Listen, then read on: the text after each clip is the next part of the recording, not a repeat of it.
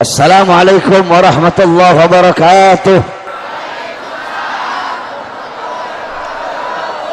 Alhamdulillahil qawiyyi sultanuh, al-wadihil burhanuh, al-mabsut fil wujud karamuhu wa ihsanuh. Allahumma salli wa sallim wa barik wa karrim wa azzim ala nuril anwar wa sirril asrar wa tiryakil akhyar wa miftahi babil yasar Sayyidina wa maulana Muhammadinil Mukhtar wa alihil athar wa ashabihil akhyar adada ni'amillahi wa ifdalih, amma ba'd. Yang saya cintai, yang saya muliakan, para alim ulama, para habaib, para kiai, para asatid, para tokoh masyarakat, segenap aparat pemerintah, para pejabat, para ormas-ormas, ada BPPKB, kemudian ada ormas apa ini? KPPMP. Ada pemuda Pancasila beserta ormas-ormas yang lain, khususnya Front Persaudaraan Islam, Batik dan yang lain-lainnya. Wabil khusus Mudir Ma'had Islam Salafiyah Al-Kiram Al-Ustadz Ardi beserta seluruh santri-santri beliau, beserta segenap panitia peringatan apa ini? Peringatan Isra Mi'raj baginda Nabi besar Muhammad sallallahu alaihi wasallam, beserta yang saya cinta, yang saya muliakan, segenap hadirin hadirat, bapak-bapak, ibu-ibu, khususnya para pemuda-pemudi umat baginda Nabi besar Muhammad. Saudara-saudara sekalian yang dimuliakan oleh Allah Subhanahu wa taala, segala puji dan syukur bagi Allah. Dialah Allah yang maha besar. Yang besar selain Allah kecil. Dialah Allah yang maha kaya. Yang kaya selain Allah miskin. Dialah Allah yang maha perkasa, yang maha kuat, yang perkasa, yang kuat selain Allah lemah. Dialah Allah raja di atas para raja, yang raja selain Allah hamba. Dialah Allah yang maha berkuasa selama-lamanya, yang berkuasa selain Allah kadang berkuasa dan kadang tidak berkuasa. Dialah Allah yang maha hidup, yang hidup selain Allah pasti akan mati, yang ada selain Allah pasti akan tiada, yang wujud selain Allah pasti akan binasa. Sedangkan hidupnya Allah, adanya Allah, wujudnya Allah kekal abadi, tidak akan pernah musnah dan tidak akan pernah binasa. Saudara-saudara, saya mulai ceramah saya dengan memuji Allah. Dengan memuji Allah saya mulai ceramah saya, dakwah saya, sebab tidak ada segala sesuatu permulaan di dalam melakukan apapun yang lebih mulia selain daripada diawali dengan memuji zat yang maha mulia, yaitu Allah Subhanahu wa taala. Dan dialah Allah yang menggerakkan hati kalian, sehingga hati kalian menggerakkan langkahan kaki kalian untuk duduk di ini majlis, di tempat yang penuh dengan keberkahan. Ini tempat menjadi tempat turunnya rahmat, tempat turunnya hidayat, tempat turunnya maghfirat, tempat turunnya berkat, tempat turunnya kasih sayang, tempat turunnya pengampunan. Karena kita mendapatkan keberkahan dan kemuliaan daripada baginda Nabi besar Muhammad. Saudara-saudara, saya tidak akan lama. Di bulan Rajab yang penuh dengan kemuliaan ini, ada satu kejadian yang luar biasa. Ada satu peristiwa yang besar, peristiwa yang agung, pertemuan yang paling mulia, pertemuan yang paling agung, yang dimana tidak ada pertemuan yang lebih mulia, tidak ada pertemuan yang lebih agung selain daripada pertemuan tersebut. Apa itu? Pertemuan dan perjumpaan baginda Nabi besar Muhammad dengan Allah Subhanahu wa taala, yang kita kenal dengan peristiwa Isra wal Mi'raj. Nah, saudara-saudara, para ulama-ulama salaf, banyak sekali ulama salaf yang dimana beliau-beliau mengarang kitab yang menjelaskan tentang Isra Mi'raj. Perhatikan, Ada kitab As-Siraj Al-Wahaj fi Haqaiqil Mi'raj karangan Al-Imam Abdul Ishaq Muhammad ibn Ibrahim An-Nu'mani Asy-Syafi'i. Beliau adalah murid daripada Al-Imam Ibnu Hajar Al-Asqalani. Kemudian ada kitab Al-Mi'raj karangan Al-Imam Abdul Karim Al-Kushairi. Kemudian ada kitab Ar-Risalah fil Mi'raj karangan Al-Imam Abdul Hasan Ali bin Muhammad Al-Lakhmi. Kemudian ada kitab Ayatul Kubra fi Syarah Qissatil Isra karangan Al-Imam As-Suyuti. Kemudian ada kitab Al-Ayah Az-Zahimah Al-Bahirah fil Mi'raj Sayyidi Ahli Dunya wal Akhirah karangan Al-Imam Al-Hafidh Syamsuddin Muhammad ibn Yusuf Asy-Syami Ad-Dimashqi. Kemudian satu lagi kitab karangan beliau Al-Ayah Al-Bayyinat fil Mi'raj Sayyidi Ahlil Ardi was Samawat. Kemudian ada lagi kitab An-Nurul Wahhaj fi Qissah Isra wal Mi'raj karangan Al-Imam Ali Zainal Abidin bin Muhammad Al-Hadi. Kemudian ada kitab Ayatul Kubra, ada kitab Al-Ayatul Kubra karangan Al-Imam Al-Hafidh Syamsuddin Muhammad ibn Yusuf Asy-Syami Ad-Dimashqi. Kemudian kitab An-Nurul Wahhaj fi Qissah Isra wal Mi'raj, itu kitab karangan Al-Imam Ali Zainal Abidin bin Muhammad Al-Hadi Al-Barzanzi. Kemudian disyarahkan oleh cucunya, diberi nama kitab Tajul Ibtihaj ala Nuril Wahhaj karangan Al-Imam Ja'far ibn Ismail Al-Barzanzi. Kemudian ada kitab Qissatul Mi'raj karangan Imam Said Usman Syata ibn Muhammad Syata. Kemudian ada lagi kitab Afdalul Manhaj fi Isbat Isra wal Mi'raj karangan daripada Al-Imam Syekh Abdullah Mustafa Al-Maraghi. Kemudian ada kitab Daw'us Siraj fi Fadli Rajab wa Qissah Al-Mi'raj karangan Imam As-Sayyid Muhammad Amin Al-Kurdi. Nah, biasanya kalau daerah Banten atau daerah Jawa Barat, kalau bulan Rajab itu pondok-pondok pesantren salaf ngaji pasaran kitab Daw'us Siraj karangan Said Muhammad Amin Kurdi. Kemudian ada lagi kitab Minhajus Syami Mukhtasar Mi'rajus Syami karangan Syekh Yusuf bin Ismail An-Nabhani. Kemudian ada lagi kitab Nailul Muna wal Ghaya As-Saul fi Qissah Mi'raj Sayyidil Mukhtaar Rasul karangan Al-Imam Muhammad ibn Ja'far Al-Kattani. Kemudian kitab Al-Isra wal Mi'raj karangan Asy-Syaikh Hasan Asy-Syati. Kemudian kitab Qissatul Mi'raj karangan Al-Imam Najmuddin Al-Ghaiti.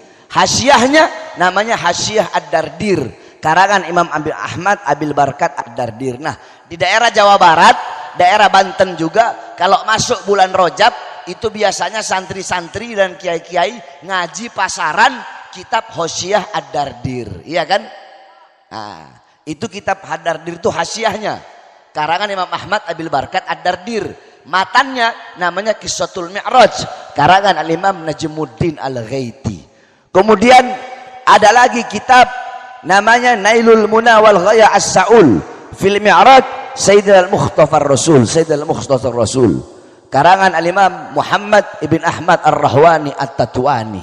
Kemudian ada lagi kitab Mu'jizatul Kubra li Sayyidil Anbiya karangan Syekh Nafi Al-Jauhari. Kemudian kitab Yawaqit Taj Al-Wahhaj fil Isra wal Mi'raj karangan Imam Muhammad bin Muhammad Al-Hadi Al-Kattani. Kemudian ada lagi kitab Al-Anwar Al-Bahiyah fil Mi'raj Khairil Bariyah karangan Al-Imam Abuya As-Sayyid Muhammad Ibn Alwi Al-Maliki Al-Hasani. Beliau adalah guru kami. Engkau pelajari kitab-kitab yang saya sebutkan tadi, maka engkau akan mendapatkan pemahaman yang jelas tentang peristiwa dan kejadian Isra Mi'raj. Sedikit saya bahas tentang Isra Mi'raj. Anggap saya nggak ceramah, anggap kita lagi ngaji, ya. Sama-sama ikuti saya. Bismillahirrahmanirrahim.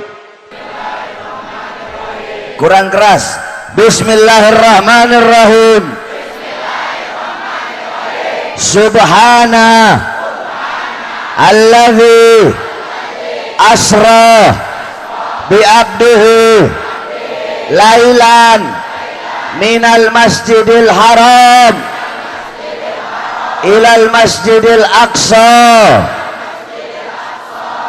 Itu ayat tentang Isra Mi'raj. Akan saya jelaskan satu kalimat demi kalimat. Ya, perhatikan khususnya para santri. Satu, Allah, bada Allah bisubhanah. Allah memulai ayat tersebut dengan kalimat subhanah. Kenapa? Setiap kalimat yang diawali dengan subhanah itu menunjukkan bahwasanya perkara itu, sesuatu itu, hal itu adalah hal, bukan hal yang biasa, bukan perkara yang biasa, dan bukan kejadian yang biasa. Jadi kalau ada hadis atau ayat diawali dengan subhana, berarti itu adalah sesuatu yang luar biasa. Nah, berarti Isra Mi'raj bukan kejadian biasa, tetapi kejadian yang luar biasa. Kenapa? Karena Allah mengawalinya dengan kalimat subhana. Pertanyaannya, Beb, subhana itu apa sih? Subhana bimakna tanzih, subhana bimakna al-bara'ah, yakni tanzihullah min kulli su', bara'ah lillah min kulli naqsin. Ayo ikuti saya semua ngaji. Subhana bimakna tanzih, tanzihullah min kulli su', subhana bimakna al-bara'ah, bara'ah lillah min kulli naqs. Subhana itu artinya adalah melepaskan Allah dari segala kekurangan, mensucikan Allah dari segala keburukan. Kenapa? Sebab Isra Mi'raj ini kejadian yang gak masuk akal. Bagaimana mungkin perjalanan yang harusnya dilalui selama berbulan-bulan, perjalanan itu hanya dilalui sedikit daripada waktu malam? Ini kan gak masuk akal. Karena ini kejadian gak masuk akal, makanya Allah pakai kalimat subhana untuk menanamkan keyakinan dalam hati kalian bahwasanya tidak ada yang mustahil bagi Allah. Faham? Faham? Jelas gak kira-kira subhana tadi? Jelas? Faham? Subhanalladzi asra, maha suci zat yang memperjalankan, asra, yang memperjalankan pada malam hari. Kalau ada yang memperjalankan, berarti ada yang diperjalan. Yang memperjalankan siapa? Jawab yang keras. Yang memperjalankan siapa? Siapa?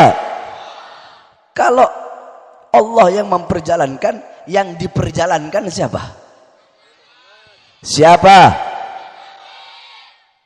Berarti yang jadi fa'ilnya siapa? Fa'ilnya siapa? Loh, Kanjeng Nabi.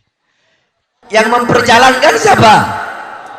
Yang diperjalankan siapa? Fa'ilnya siapa? Maf'ul bihnya siapa?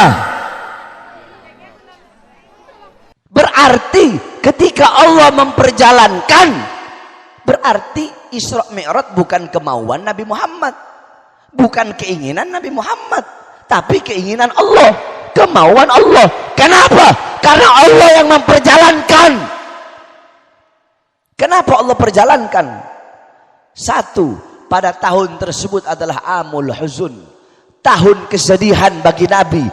Dalam satu tahun yang sama, paman yang beliau cintai, kafiluhu, yang menjaga beliau, yang mencintai beliau melebihi kecintaannya kepada anak-anaknya, wafat. Istri yang beliau cintai, istri yang mengorbankan nyawa, jiwa, dan seluruh hartanya demi dakwah Islam, demi perjuangan Nabi Muhammad, wafat di tahun yang sama, sehingga tahun tersebut dinamakan tahun kesedihan.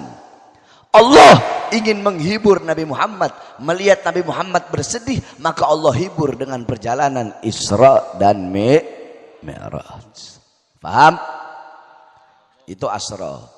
Subhanalladzi asra bi'abdihi, maha suci zat yang memperjalankan pada malam hari. Siapa yang diperjalankan? Abdihi, hambanya. Siapa hambanya? Nabi Muhammad. Nabi Muhammad. Al-abd, hamba. Saya jelaskan. Al-abd di sini, hamba di sini adalah hamba yang utuh, bil jasad war ruh, dengan jasad dan juga ruh. Al-abd bimakna ra'a bi'alatil ain, sami'a bi'alatil udun, masya yamshi bi'alatil rijl, syaqa bi'alatil galab, takallam bi'alatil lisan. Hamba yang utuh adalah hamba yang melihat dengan alat mata, mendengar dengan alat telinga, berbicara dengan alat lidah, menyentuh dengan alat tangan, berjalan dengan alat kaki, merasa dengan alat hati. Itu hamba yang utuh. Berarti Nabi Muhammad Isra Mi'raj dalam keadaan sadar, dalam keadaan terjaga jasad dan juga ruh. Sebab ada ulama sebagian berpendapat Nabi Muhammad Isra Mi'raj fil manam. Nabi Muhammad itu Isra Mi'raj cuma ruhnya saja. Itu mereka berdasarkan hadis Sayyidatuna Aisyah radhiyallahu anha. Tetapi pendapat yang paling muktamad, pendapat yang paling kuat, Nabi Muhammad Isra Mi'raj dengan jasad dan juga ruh. Faham? Faham? Subhanalladzi asra bi abdihi lailan. Lailan isim apa? Oi santri, lailan isim apa? Nakiro apa makrifat? Isim apa? Nakiro. Tandanya apa? Tanwin. Kalau makrifat tandanya apa? Alif lam. Pertanyaannya Beb, kenapa kok pakai isim nakiro? Kalau pakai isim makrifat pakai alif lam. Al-lail.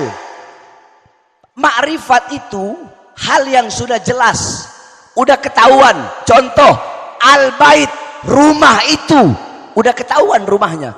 Tapi kalau pakai nakiro, baitun, rumah, mana rumahnya? Rumah siapa? Sebelah mana? Nggak ketahuan. Paham? Nah, di situ kalau pakai al-laila, al-laila berarti al-laila artinya satu malam penuh. Di situ Allah pakai lailan. Apa maknanya? Bimakna muddatil isra. Maknanya adalah penyedikitan taklil, penyedikitan daripada waktu malam. Berarti Nabi Muhammad Isra Mi'raj bukan satu malam penuh, tapi hanya sebagian daripada waktu malam. Faham? Minal masjidil haram ilal masjidil aqsa. Dari tempat yang baik ke tempat yang baik, dari tempat yang mulia ke tempat yang mulia, dari tempat yang agung ke tempat yang agung. Sebagaimana dalam hadis qala Rasul, la tushaddur rihal illa ila thalatha masajid, masjidil hada wa masjidil haram wa masjidil aqsa. Tidak ada bepergian yang lebih utama selain pergi ke tiga masjid, Masjid Nabawi, Masjid Haram dan Masjidil Aqsa. Kalian mau pergi ke masjid manapun tetap tidak mengalahkan keutamaan, keistimewaan tiga masjid ini, Masjid Nabawi, Masjid Haram dan Masjidil Aqsa. Nah, Nabi Muhammad Isra dari Masjidil Haram ke Masjidil Aqsa, tempat yang mulia ke tempat yang mulia. Singkat cerita, dari Masjidil Aqsa Nabi Muhammad dimi'rajkan, dinaikkan oleh Allah sampai, saya nggak usah cerita panjang lebar. Kalau saya mau bahas Isra Mi'raj 1 bulan nggak habis-habis. Intinya sampai di Sidratul Muntaha, Nabi Muhammad bilang, wahai Jibril, ayo ikut denganku berjumpa dengan Allah. Apa kata Jibril? Aku tidak bisa ikut bersamamu. Aku akan hangus, hancur, terbakar, jadi debu, jadi abu kalau berjumpa dengan Allah. Kata Rasulullah, bukankah engkau diciptakan dari cahaya? Iya, aku diciptakan dari cahaya, tapi aku bukan bagian dari cahaya Allah. Sedangkan engkau, Allah ciptakan dari cahaya dan engkau adalah bagian dari cahaya Allah. Satu-satunya yang bisa berjumpa dengan Allah hanyalah engkau, wahai Muhammad. Perumpamaannya begini, bapak-bapak, ibu-ibu. Andaikan bumi nyampe ke matahari, hancur nggak itu bumi? Hancur nggak? Planet-planet mau sampai ke matahari, hancur nggak? Terus apa yang bisa sampai ke matahari? Ketika matahari terbit, dia mengeluarkan cahaya. Ketika matahari terbenam, yang kembali kepada matahari adalah cahaya matahari itu sendiri. Iya kan? Nah, tidak ada yang bisa sampai kepada Allah kecuali bagian dari cahaya Allah sendiri. Siapa? Baginda Nabi besar Muhammad. Untuk apa Allah panggil Nabi Muhammad? Untuk apa Allah undang Nabi Muhammad Isra Mi'raj?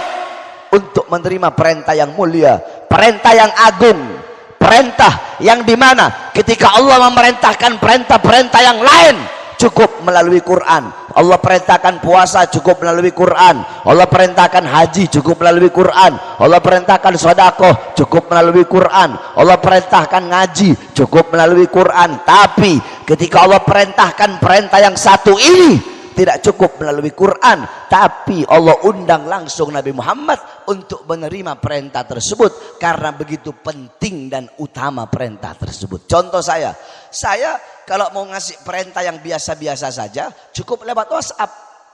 Tapi kalau mau ngasih perintah yang penting, saya panggil murid saya, Fadli, cepat menghadap saya. Menghadap, ketemu, ngobrol langsung. Iya kan? Nah, berarti perintah ini perintah yang penting, perintah yang utama. Apa itu? Sholat. Makanya jaga kau punya sholat, perhatikan kau punya sholat. Kelak di akhirat Allah nggak tanya puasamu dulu, Allah nggak tanya ilmumu dulu, ibadahmu dulu, puasamu, zakatmu, hajimu, enggak. Yang pertama kali ditanya adalah engkau punya sholat. Sholat yang menjadi penentu selamatmu dunia akhirat. Sholat yang menjadi penentu engkau celaka dunia akhirat. Sholat yang menjadi penentu engkau bahagia dunia dan akhirat. Sholat adalah penentu sejahteramu, makmurmu, senangmu, bahagiamu dunia akhirat. Itu adalah sholat. Sampai-sampai dikatakan as-sholatu ra'sul ibadah. Sholat adalah kepalanya ibadah. Berarti ibadah yang lain itu ekor. Nah, baik buruknya amal ibadahmu tergantung dari sholat. Kalau kau punya sholat baik, seluruh amal ibadahmu bakal baik. Tapi kalau sholatmu rusak, sholatmu tidak sempurna, maka seluruh amal ibadahmu tidak akan sempurna dan seluruh amal ibadahmu akan rusak. Sampai-sampai ada satu cerita, ada seekor sapi, bapak ibu-ibu, ini sapi bilang, saya lebih mulia dari kambing. Kenapa? Karena badan saya lebih besar, daging saya lebih bermanfaat, banyak orang makan. Kambing bilang, walaupun saya lebih kecil dari sapi, setidaknya saya lebih mulia daripada ayam. Kenapa? Karena badan saya lebih besar dari ayam, daging saya lebih banyak dimakan oleh orang. Ayam bilang, walaupun kambing lebih besar dari saya, tetapi saya subuh bangunkan orang sholat, daging saya bisa dimakan, telur saya jadi obat. Setidaknya saya masih lebih mulia daripada anjing yang najis. Apa kata anjing? Anjing bilang, walaupun saya najis, saya masih bisa jaga rumah orang, menjaga dari maling, dari pencuri, dari perampok. Setidaknya saya masih lebih mulia daripada seekor babi. Apa kata babi? Babi bilang, ana syarrod dabbah. Saya binatang paling buruk. Saya binatang paling jahat. Saya binatang paling bejat. Tetapi setidaknya saya masih punya iman kepada Allah. Walaupun saya bejat, walaupun saya binatang paling buruk, setidaknya saya masih lebih mulia daripada orang-orang yang meninggalkan sholat 5 waktu dengan sengaja. Berarti saya tanya, jawab yang keras. Kalau ada orang meninggalkan sholat 5 waktu dengan sengaja, berarti dia siapa? Kurang keras, siapa? Siapa? Siapa? Kalau ada RT nggak sholat, RT apa? Kurang keras, RT apa? RW nggak sholat, RW apa? Lurah nggak sholat, lurah apa? Kepala desa nggak sholat, kepala desa apa? Camat nggak sholat, camat apa? Bupati nggak sholat, bupati apa? Wali kota nggak sholat, wali kota apa? Gubernur nggak sholat, gubernur apa? Menteri nggak sholat, menteri apa? Presiden nggak sholat, presiden apa? Ustadz nggak sholat, ustadz apa? Kiai nggak sholat, kiai apa? Habib nggak sholat, habib apa? Polisi nggak sholat, polisi apa? Tentara nggak sholat, tentara apa? Pengusaha nggak sholat, pengusaha apa? Pedagang nggak sholat, pedagang apa? Suami nggak sholat, suami apa? Istri nggak sholat, istri apa?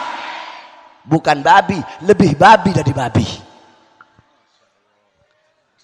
Makanya jaga, perhatikan kau punya sholat. Beb, saya nggak bisa sholat awal waktu, nggak bisa sholat awal waktu, sholat pertengahan waktu. Beb, nggak bisa sholat tengah waktu, sholat akhir waktu. Beb, nggak bisa sholat di masjid, nggak bisa sholat di masjid, sholat di rumah. Beb, nggak bisa sholat berdiri, nggak bisa sholat berdiri, sholat duduk. Nggak bisa sholat duduk, sholat di.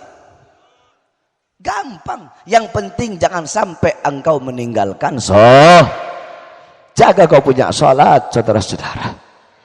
Karena sholat adalah tiang agama. Hancur atau rusak atau kokohnya agama tergantung daripada sholat. Makanya saya wasiatkan kepada kalian, hei anak-anak muda, jaga kau punya sholat, perhatikan kau punya sholat. Jadilah engkau anak-anak muda yang cinta ulama, cinta habaib, cinta kiai. Pulang dari ini majelis, jadikan rumah tanggamu rumah tangga Nabi Muhammad, kampungmu kampung Nabi Muhammad, desamu desa Nabi Muhammad. Hidupkan dengan akhlak Nabi, adab Nabi, sopan santun Nabi, kepribadian Nabi, dan keberanian serta amar ma'ruf dan nahi mungkar baginda Nabi besar Muhammad. Cinta ulama, jangan sampai jauh dari ulama. Akrimul ulama fa innahum indallahil kurama.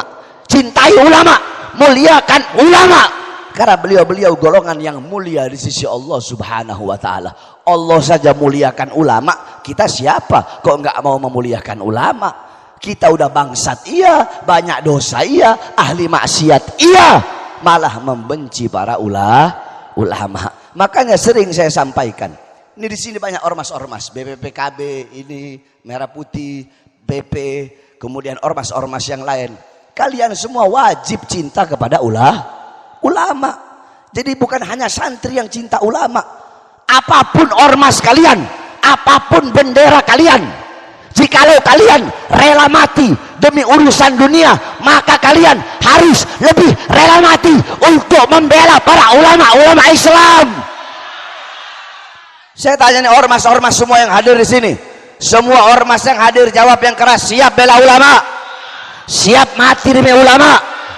Dulu kalian rela mati demi urusan harta, demi urusan maksiat. Sekarang tanamkan dalam hati kalian, lebih mending bajingan, mending biadab, mending pemabok, tapi cinta ulama, daripada kera-kera berdasi, koruptor, pengkhianat bangsa yang suka nyolong uang rakyat tetapi membenci para ulama. Mending bajingan tapi cinta ulah, mending preman tapi cinta ulah. Makanya cintai ulama, jangan jauh dari ulama, saudara-saudara. Sampaikan kebenaran, tegakkan keadilan, jangan pernah takut untuk menyampaikan kebenaran. Saudara-saudara, kami para habaib, apa yang kami cari? Kami cari ketenaran, kami cari pangkat, kami cari jabatan. Sampai-sampai Al-Habib Husin bin Syekh Abu Bakar bin Salim, apa kata beliau? Andaikan pangkat dan jabatan bisa dipegang oleh seekor binatang peliharaan, demi Allah kami tidak rela, tidak ridho binatang peliharaan kami memegang pangkat dan jabatan tersebut. Binatang peliharaan kami aja nggak rela megang pangkat jabatan, apalagi kami. Kami berdakwah pagi, siang, sore, malam untuk menyebarkan agama kakek kami. Yang kami bela bangsa, rakyat, negara, NKRI. Kalau dibelah kami punya hati, ini NKRI, saudara-saudara. Merah Putih, saudara-saudara. Kami dipenjara berkali-kali. Untuk siapa? Untuk apa? Karena menyampaikan kebenaran, menegakkan keadilan. Saya tanya kepada kalian, para ustadz, para kiai, para habaib, para dai yang suka mencaci, yang suka memaki, yang suka melemahkan perjuangan kami yang berjuang. Kami dibilang keras, kami dibilang arogan, kami dibilang radikal. Karena apa? Karena ceramah saya keras. Makanya belajar ilmu agama. Ada polisi ngomong, nanti Habib kalau ceramah jadi keras-keras ya. Goblok. Mau atur saya ceramah? Kalau mau atur, kalau ada polisi atau aparat, pejabat, RT, RW, lurah, camat, siapapun mau atur saya ceramah, saya nggak bisa diatur. Kalau mau jangan saya ceramah, suruh mereka yang ceramah di sini, saudara-saudara. Ceramah keras itu ada dalilnya, bukan enggak. Kami tahu dalil. Apa dalilnya? Karena Rasulullah idza khataba ihmarrat ainahu wa ala sautuhu wa istadda ghadabu hatta ka'annahu kamun dari jaisin sabbahakum masahakum.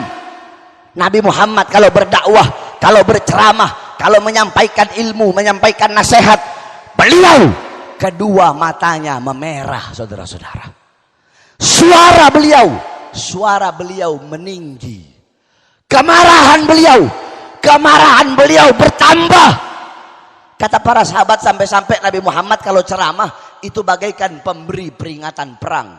Hei, besok kalian akan diserang. Pagi ini diserang, sore ini diserang.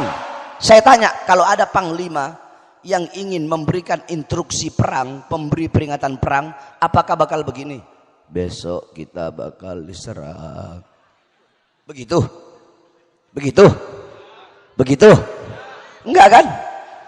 Weh, para pemuda-pemudi Islam, besok lihat kata Bung Tomo, wahai arek-arek Surabaya, pemuda-pemudi Surabaya, besok Inggris akan datang untuk menjajah, untuk mengambil senjata-senjata kita.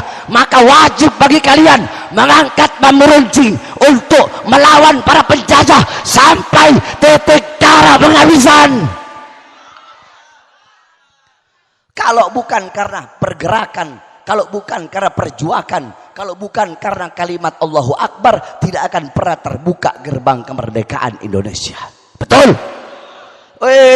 Zaman itu belum ada polisi, belum ada tentara, belum ada presiden, belum ada pemerintah.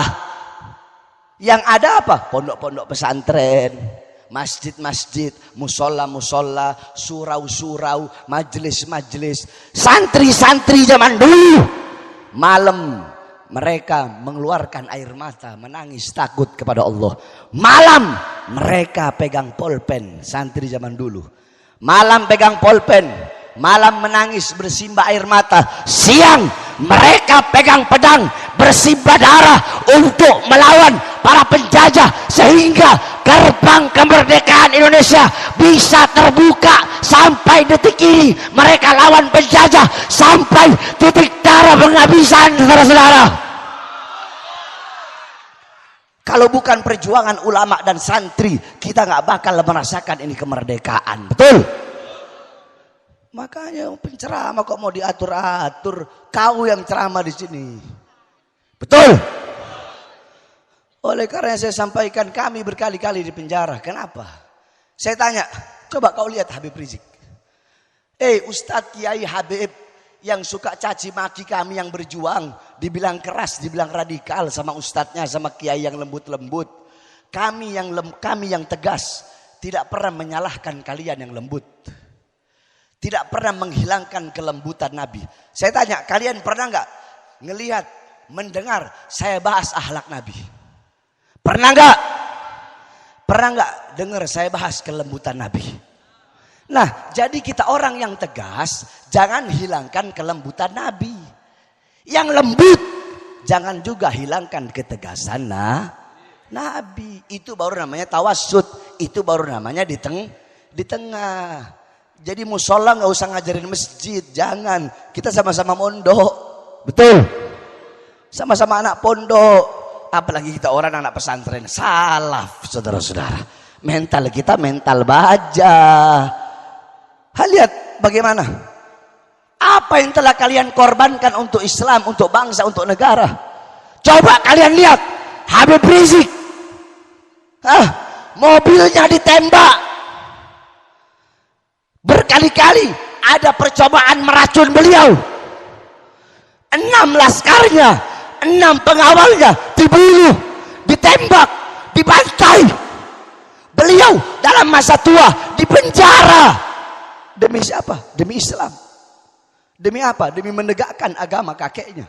Demi membela bangsa rakyat, menyampaikan kebenaran dan menegakkan keadilan. Saya berkali-kali keluar masuk penjara. 2009 saya masuk penjara. 2010 kasus Mbah Priuk. 2011 kasus Ahmadiyah. 2012 kasus Demos. 2018 saya masuk kasus Habib palsu. 2020 saya bebas. Baru 2 hari bebas. saya sudah dibawa ke Nusa Kambangan, saudara-saudara. Diborgol tangan saya, diborgol perut saya, diborgol kaki saya. Maka saya tanya kepada kalian, para ulama-ulama yang suka menghina, meremehkan, mencaci dan melemahkan perjuangan kami, sudahkah tangan kalian diborgol? Sudahkah perut kalian diborgol? Sudahkah kalian berada dalam sel yang isinya cuma 1 meter kali 2 meter? Pernahkah kalian dipisahkan dengan anak dan istri kalian? Diancam, diteror, difitnah, dihina, dicaci, berkali-kali dicoba untuk dibunuh. Pernahkah kalian? Atau kalian hanya keluar masuk istana untuk mendapatkan kepentingan perut kalian? Apa yang telah kalian korbankan? Makanya kalau nggak mau berjuang, nggak mau doa, diam. Udah berjuang nggak mau, doa nggak mau, malah melemahkan perjuangan Habib Rizik dan perjuangan kami yang berjuang. 2021 saya bebas. Udah cukup? Enggak. Belum sampai 1 bulan ditahan lagi, saudara-saudara. Keluar masuk penjara, udah ini saya udah jadi kayak raja penjara udah. 7 bulan 15 hari baru bebas 5 bulan lalu. Pertanyaannya, saya dibawa ke Nusa Kambangan kenapa? Karena saya ceramah. Pertanyaannya, apa isi ceramah saya? Siang saya bebas, malamnya saya ceramah. Di situ saya ceramah lagi awal-awal PSBB, ibu-ibu. Saya tahu kalau saya ceramah ini nanti saya bakal ditahan. Saya ceramah. Apa isi ceramah saya? Saya bilang, wahai presiden, wahai pejabat, wahai aparat, wahai pemerintah, di masa corona, di masa PSBB, rakyat kalian kurung dalam rumah, sedangkan tidak kalian berikan kebutuhan pokoknya. Tidak kalian beri makan, minum, mereka dalam rumah. Kalian mau bikin mati rakyat. Itu satu. Kedua, saya bilang, hei pejabat, hei aparat, hei pemerintah, di masa corona, perusahaan-perusahaan milik asing, mal-mal milik asing, tetap kalian buka. Tapi warung-warung kecil, toko-toko kecil milik pribumi, kenapa kalian paksa untuk tutup? Wahai para pejabat, wahai para aparat, berapa banyak pengangguran di Indonesia? Pengangguran, pemuda-pemudi nggak punya kerjaan. Akan tetapi di masa corona, tenaga kerja dari asing, dari Cina, tetap kalian kirim di masa pandemi, tetap kalian kirim ke daerah Morowali. Akhirnya kemarin kejadian, tenaga kerja Cina saling membunuh tenaga kerja Indonesia. Itu sudah saya sampaikan tahun 2021, saudara-saudara. Itu isi ceramah saya. Saya tanya, ceramah seperti tadi itu, siapa yang saya bela? Saya bela diri saya. Saya bela diri saya, sanak saudara saya, keluarga saya, anak istri saya, kelompok saya, atau rakyat? Siapa yang saya bela? Siapa yang saya bela? Siapa yang saya bela? Siapa yang saya bela?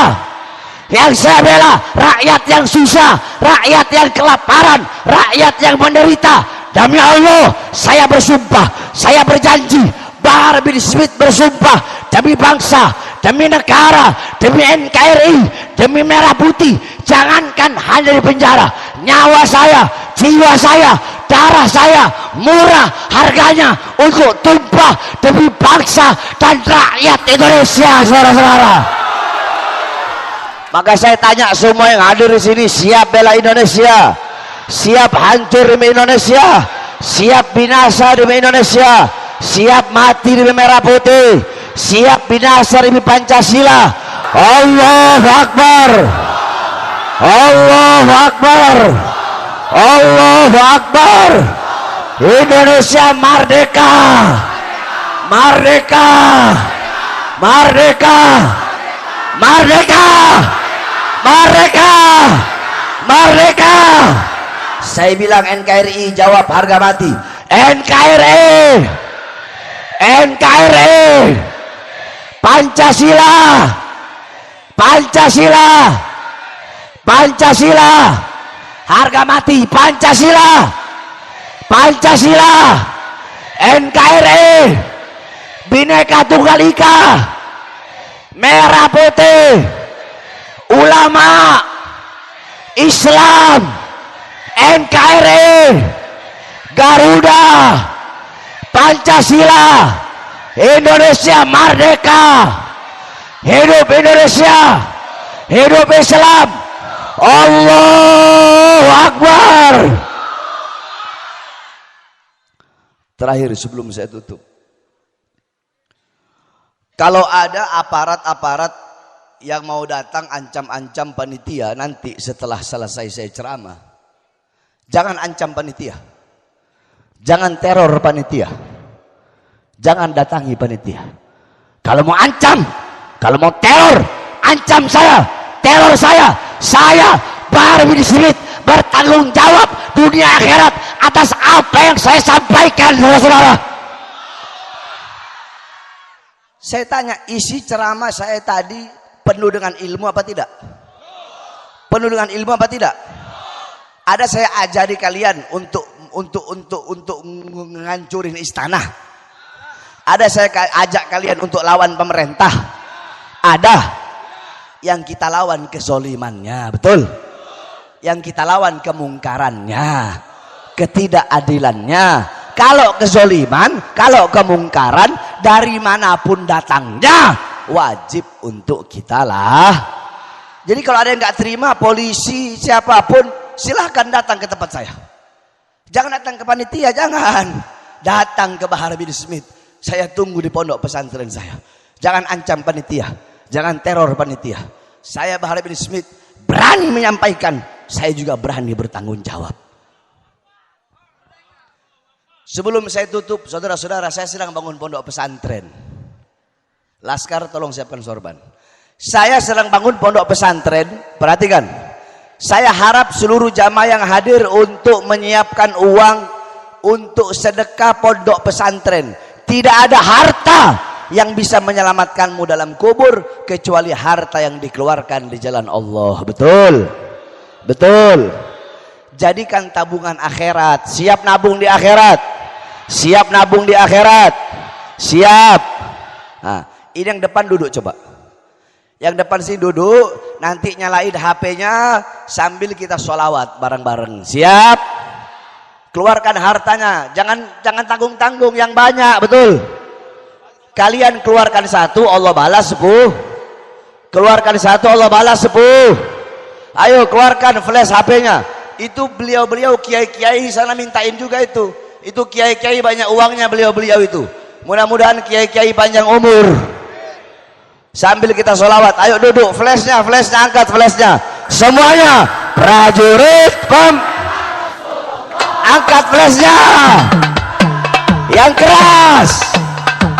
Bangkitlah untuk negara, satukan hati, satukan jiwa. Musuh di depan mata, lawan dia sampai berdarah.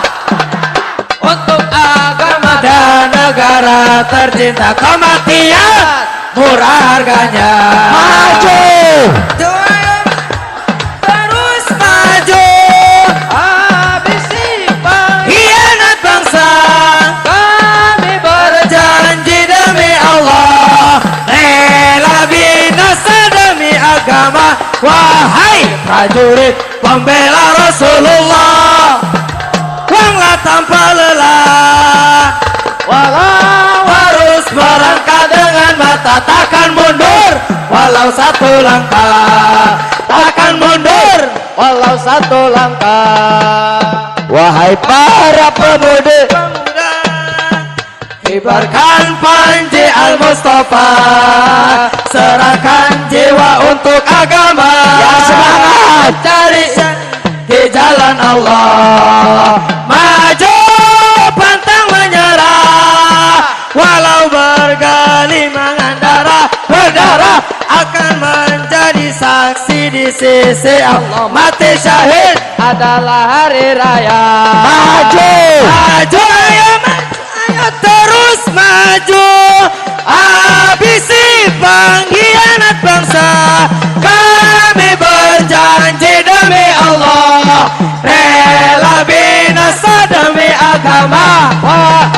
prajurit membela Rasulullah. Walau harus merangkak dengan mata takkan mundur, walau satu langkah takkan mundur. Maju, maju, Terus maju, habisi khianat bangsa. Kami berjanji demi Allah, rela binasa demi agama. wahai prajurit, Membela Rasulullah, ladang balala.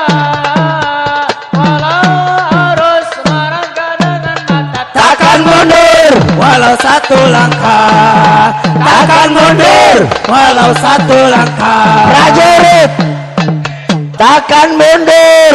Walau satu langkah.